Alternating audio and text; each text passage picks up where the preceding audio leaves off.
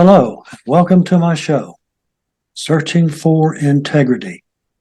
My name really is John Smith, and I am searching for people with integrity.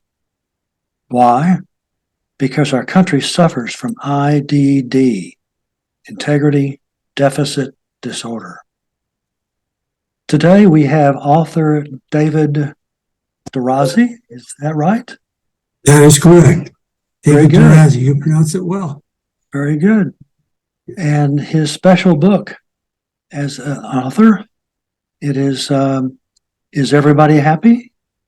The Untold Story of Kathy O'Dare, a Hollywood starlet, and her struggles with mental illness. That's a pretty good entrance right there. Go ahead and say that's me, that's you. Yeah, that's me, David F. Dirazi. And yeah, a couple of books, and that's the latest one, and that's about my sister That's and her good. life. That's what we're going to hear about today. That's it. Brought this all over the place, even with a YouTube channel. Fantastic. Yeah, it was I'd already written a story about my father, and I went through 6 years of all his journals and scrapbooks, and I decided, hey, my sister was a movie star. She passed away at the young age of 52 years old. And I figured when I cleaned her apartment out about 3 years ago, I found all these notes and journals and scrapbooks.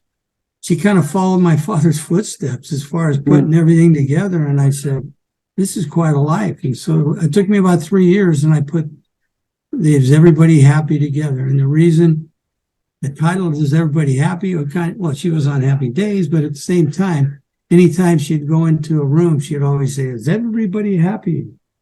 And so my son just gave me that idea. I said, Dad, why don't you use that as a title? And so I did. Yeah. That's great. That's great. Yeah. Now, what year was she born in? She was born in 1957. Actually, her birthday was, 3-4 days ago, August 27th, 1957. I saw that. And she was a Virgo. Yes, she was a Virgo. She was always full of life, and she was quite a gal. And she started acting. My mom, our mother was a vaudeville star with my father, TV, radio.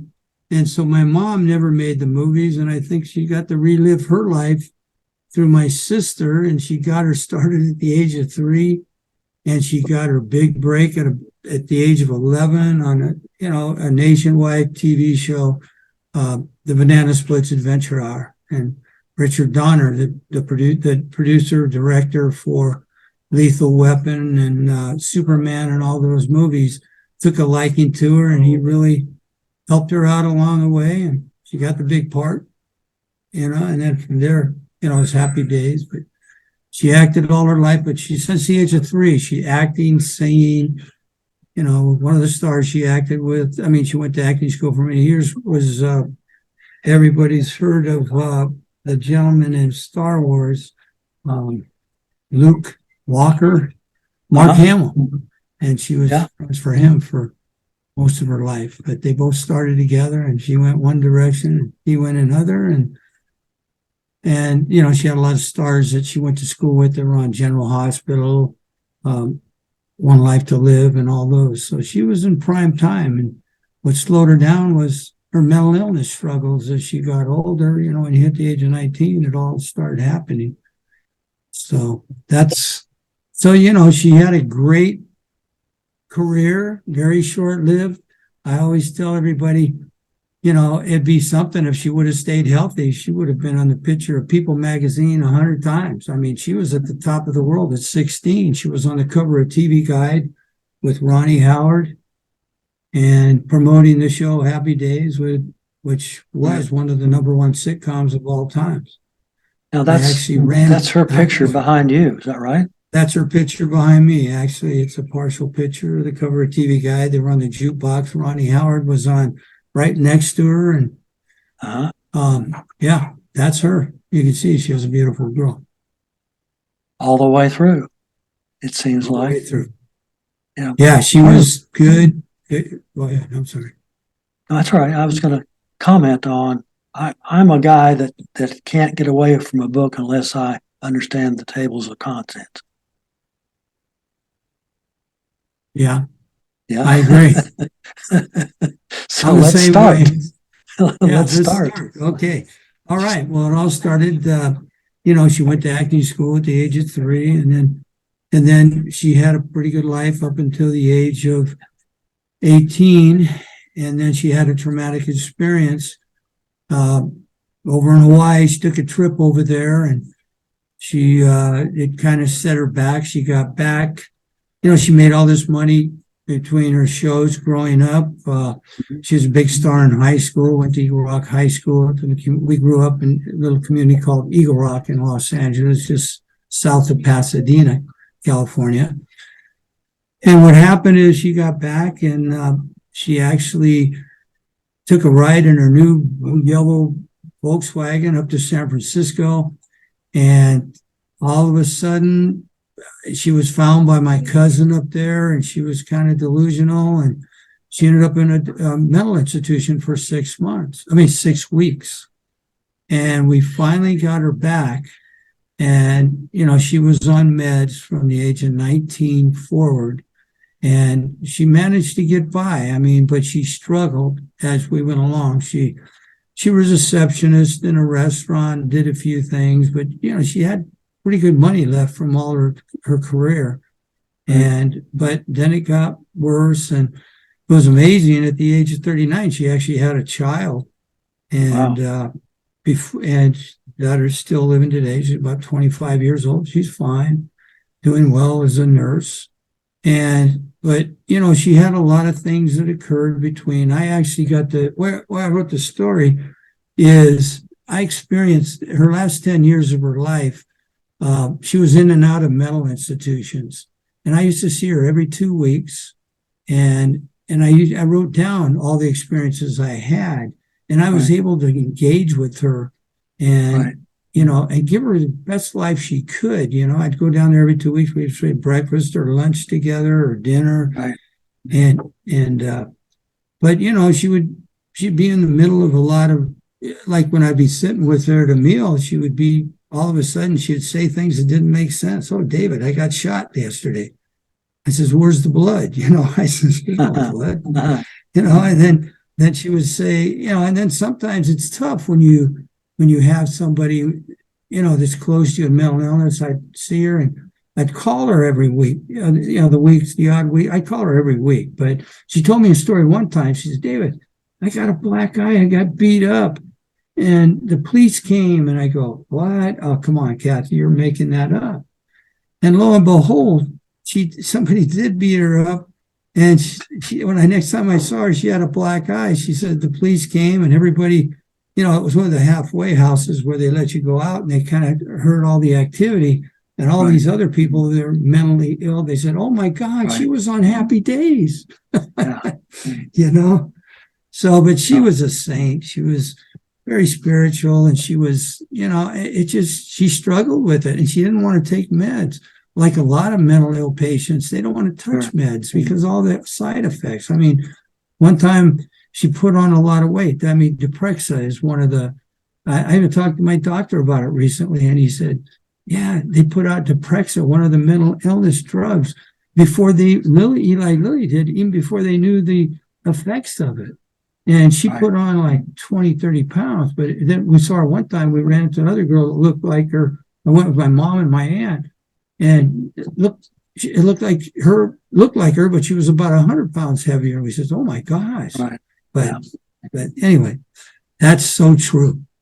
When she came back from Hawaii, yes, was there any problem with the car?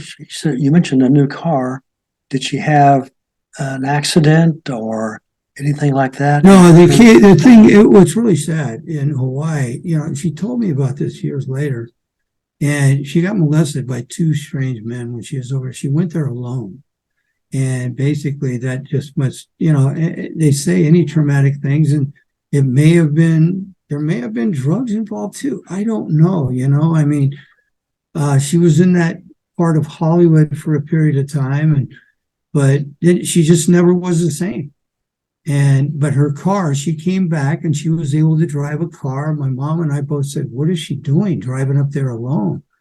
But obviously, we weren't medical doctors or anything, and I did the best I could, because I grew up with a father who had struggled with it too, and I helped him out. And I got, when I saw this happen to her, I said, "She needs help," and I tried to help her as much as I could. But they say it's something that if you have it in your genes, and I'm the only sibling left in my whole family, but if it's something that kicks it off, and they really don't know, but if it's something traumatic happens in your life, it could just throw you off. You go into bipolar. She was schizophrenic paranoia. It could change your life. Those things can happen. Really did. And we tried to give her the best life we could. And, I didn't learn about a program that they had until she was like, the world interesting one time, the way she ended up in an institution for the last 10 years is she was driving on Highway 101 with a car. She had a little Toyota Tercel.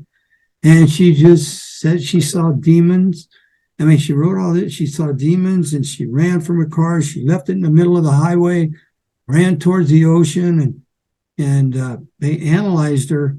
I guess the police picked her up, and they have a program called the PERT program, where they analyze mental people to see if they're a threat to themselves or something is wrong. And I heard about that program with a gentleman I used to work for, because what's interesting, he had a sister that was like my sister that ended up on the street and everything else. And he talked about getting her in that hospital. So I just followed up with him, and it's just kind of funny. I found it kind of interesting how I found out about it, and I pursued it, and it all worked out, and she ended up being taken. But when they get that way, she was going in and out of hospitals these assisted living hospitals through the years. Right. And, then she met some person in there one time that was a sociopath and tried to take her off her meds. And she ended up in one of those big secure mental hospitals where you have to walk in and, go through all these locks like a jailhouse. And, right. I had visited her there a couple of times in those type of places. And, but I did the best, and we did the best to give her the best life. But well, you did. And that's one point. One of the things that is left on the table that we don't know anything about, and that's what you've been describing, is the schizophrenia. Those are something that nobody can cure for you. It's an imbalance in the chemicals in the brain, is what I was told once upon a time. Oh, it is, and there's just no way. I mean, when I visit her and I'd be sitting with her at lunch or whatever, she's, "Oh yeah, I was married to Don Henley and David Lee Roth," and I says, "Kathy," I says, "how can you say you're married to them?" And I'd sit there and she'd look at me and she'd say, "Maybe you're right. I never had a church wedding with any of them, but I had the breakthrough one moment, but that'd be occasional." But she would always get these ideas, and it's weird. Schizophrenic paranoia people, for some reason they like to be in the dark, and I'll never forget. And I'll tell you a funny story. I had a rental property, and I had a girl that was schizophrenic paranoia. This happened about after my sister passed, and I said, I'll meet you. She said, "I'll meet you at a chicken stand." I says, "Okay, I'll meet you at a chicken stand." And so anyway, I said, "Where's your house?" and all that. She says, "I don't have a house." She says, "I'm paranoid schizophrenic." And I said, "I tell you what, I'm going to give you a chance of a lifetime." Because she seemed okay. And I says, "I'm going to rent this place to you." And she ended up being an okay tenant. She came from one of those clinics, but, it worked out well. So at least I feel I gave back that way and tried to help my sister. And it was just odd. Nobody else would have rented to her, I don't think. Well, back then, I don't know that people that knew physical people, physician type of people, if they don't know whether or not, for instance, it's being bipolar, Right. I had a best friend that I grew up with. And, one day he just kind of, I don't know, just the wrong direction and the wrong whatever. And he made, from that point forward, he made every decision is a bad decision that he made. And it hurt all of those people around him, trying to make things that's okay. Uh, he's dead now, so that's whatever.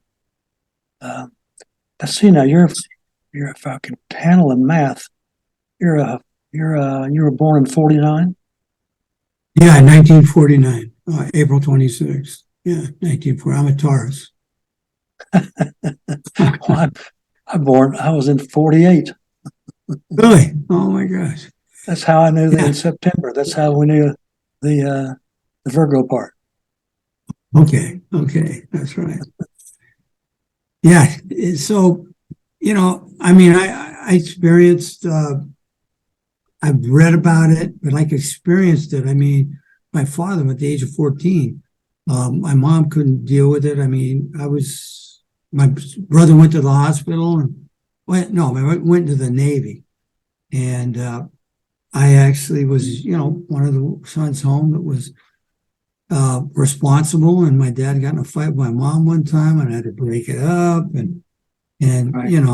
14-year-old kid. And then the next day, my mom said, "You got to get him to go to the hospital." I said, "Mom," I said, "Well, you want me to take him to the, I can't deal with it, So anyway, I was sitting there with my dad and he says, "David, what should I do?" We got to the hospital, Los Encinas and Pasadena is where all the stars go. My dad was a TV star, like I said, a radio star. And I said, "Dad, I love you, man. You got to do it." But it was tough, and throughout his life, up until the age I got married, I mean, I tried to stay by him, and nobody around me knew that I had mental illness in my family.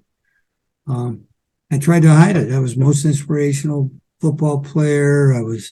Had a job since I was 9 years old, just like Rich Dad Poor Dad, that book that he wrote. I mean, I'm an example of that. And I've been I became the caretaker, and I realized that, somebody's got to do it, mentally ill, because it's funny and one of the halfway homes that she stayed at, the last one actually, I asked the gentleman, I says, "How many people, there are 60 people in there." And I said, "How many families come and see their family?" He says, "Maybe 10%. So 6 out of 60. Everybody else doesn't want to have anything to do with it. Only old people. It's kind of like, so I think that's the point I'm trying to make in the book that I wrote. It's like, if people are mental illness around you, you got family, friends, kind of do what you can do to help them out. I mean, they're alone, and some direction. And I did, and I really feel fulfilled that I was able to tell their great stories and the great things about them, because a lot of people didn't realize what it's like. And I just tried to share that with all my experiences and everything. And when the church, go ahead. I'm sorry. Sorry, you can finish. Yeah. I went to church I go to and the guy that owns the car dealership, my dad was a great salesman. He was the greatest salesman in the world. He wasn't sick. And he says, "Oh my God, your dad was amazing." Bob Smith over in Glendale, they own a bunch of dealerships in California. And they said, "Yeah, we were about 15, 16, or in our 20s, just started working. Your dad, we talk about him all the time. He was a cartoonist, used to do things." And anyway, they're kind of like, I've heard once, and I talked to somebody once, they said it's like you're borderline genius, the people that are schizo or they're schizo or bipolar. Have you heard that? Sure, absolutely. Yeah. I also picked up on your paper route. I couldn't start until age 6th grade. You were at 9. You were throwing papers at 9. Oh yeah, that's right. At 9 years of age, my brother was going in the service, and I've been a top salesman for 40 plus years, and I've set all kinds of records. And basically, one of my first sales, it was that my brother was going off in the service, and I talked this paper route manager back then to give me the job, and I got it and Right. been working ever since. Well, your dad helped it every bit of it. Yeah, he did. He did. You got to be I'd at least sit 12 to do it. Yeah, he did. He did. He helped. He helped me, and he used to drive around in the trunk. I sit in the trunk of his car. You never let people do this today, and I just throw the papers, and then I tap on the back of the trunk, and I'd say, "Dad, stop!" And then one time he listened to the radio, and I had to miss a couple blocks, and he finally heard me. Oh, mercy, Yeah. mercy. Well, Yeah. that's a long time ago world. I'm glad I learned it, but I'm also glad that I'm doing something different other than throwing papers. No, I agree. I agree. My life has been, went to, UC Irvine, graduated, I put myself and I got in the grocery business for about 10 years and went back to school and, got into industrial, technical, chemical. I sell water treatment. I keep the water clean in the world today. Yeah, supposedly anyway.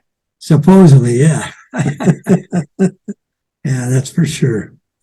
So, yeah, it's been, I really look back at life and I really learned a lot and I want to share it with everybody out there. I could have retired 8 years ago and just had somebody come up and to say, "Hey, you want to come do a little water treatment for us?" Actually, I treat the water at Caltech and I'm their consultant. You've heard of Caltech, MIT, all those. And, and it works. I mean, I try to work smarter, not as hard as I used to, just like you say, you like what you do. I had a guy tell me that one time when he retired. He said, "I got to leave. When you 1 minute, this will be my last email." He says, "When you get older, work smarter, not harder." That's right. Well, now this book here, this Everybody Happy, Yes. that's going to play a piece of people's lives, I'm going to say, because they may know somebody that has something like that, what they can do, cannot do, that type of thing. But all the others, they don't know what to do with it, and this is something that probably everybody getting out of elementary school should know about this. Not that they can spell schizophrenia.